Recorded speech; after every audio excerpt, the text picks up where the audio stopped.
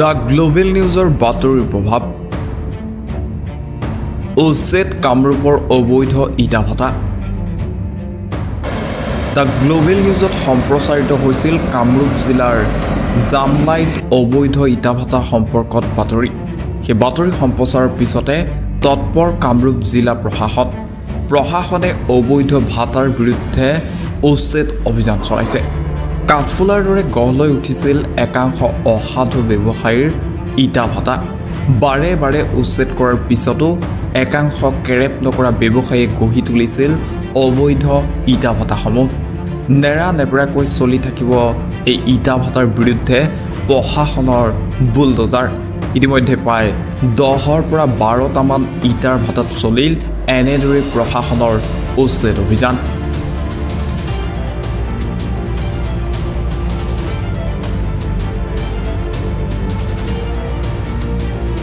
sir আজি ইটা ভাটাবোৰ বৈধ ইটা ভাটাবোৰ ভাঙিছে সন্দৰ্ভত আপোনাৰ প্ৰতিক্ৰিয়া কি ক'ব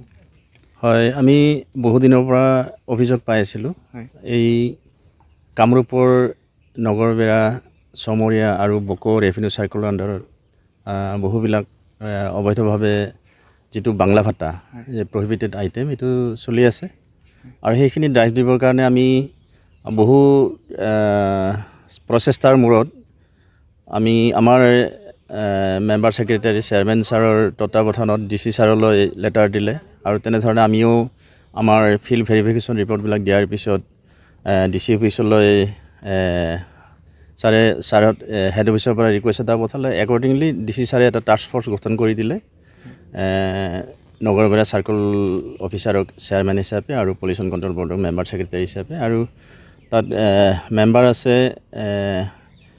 লোকেল পুলিচ ষ্টেচন এগ্ৰিকালচাৰ আৰু ডিআইচি এনেকে মেম্বাৰখিনি আমি গোটেইখিনি মিলি যোৱা 1 ফেব্ৰুৱাৰী আমি মিটিং এখন কৰিছিলোঁ আৰু একৰ্ডিংলি আমি ডিসাইড কৰিলোঁ 6 তাৰিখ আৰু 7 তাৰিখ আমি যিবিলাক ইলিগেল ব্ৰিক ইণ্ডাষ্ট্ৰি আছে এইবিলাক ডিসমেণ্টেলিঙৰ কাৰণে আৰু একৰ্ডিংলি আজি আমি ইনিচিয়েটিভ লৈছোঁ ইতিমধ্যে 15-20টামান ডিসমেণ্টেল কৰা হ'ল আৰু আছে আৰু যেহেতু এই ইউনিটবিলাক বিভিন্ন লোকেশনত স্কেটাৰ্ড হৈ আছে সেইকাৰণে অকমান টাইম লাগিছে আমাৰ মেচিনাৰিজ আহি পাওঁতে তাকে আমি এই অঞ্চলতো আছে কিছু আমি এই অঞ্চলতো হেৰি কৰি আছো আৰু নেক্সট যেটো আমাৰ বকো আৰু সমৰীয়া সাৰ্কেল কামৰূপ ডিস্ট্ৰিক্টৰ এই দুটা সাৰ্কেল অফিচত আমি ইনিচিয়েটিভ লৈ আছো আৰু অলৰেডি আমি কনসাৰ্ন সাৰ্কেল অফিচাৰৰ লগত কথা পাতিছো আৰু আমি ভেৰি শৰ্টলি আমি তেওঁৰ লগত বৈঠক কৰি পেলাই আমি ডিসিশনটো ল'ম তো বাৰে বাৰে উচ্ছেদ কৰাৰ পিছত তেওঁলোকে আৰু নতুনকৈ গঢ়ি উঠে এইটোতো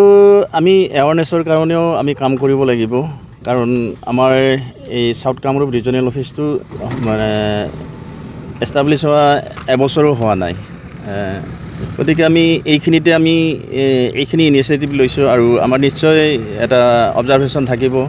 আৰু ৰেছপন্সিবিলিটি থাকিব যে এই ইলিগেল এক্টিভিটিবিলাক আমি কেনেকৈ নোহোৱা কৰিব পাৰোঁ অকল বাংলা ভাটা বুলি নহয় যিবিলাক আমাৰ চিমনি ভাটা আছে যাৰ কোনো ডিপাৰ্টমেণ্টেল ৰুল ৰেগুলেশ্যন ফলো আপ হোৱা নাই সেইবিলাকো আমি ডিসমেণ্টেলিঙৰ কাৰণে আমি হায়াৰ অথৰিটিৰ লগত যোগাযোগ কৰি আছোঁ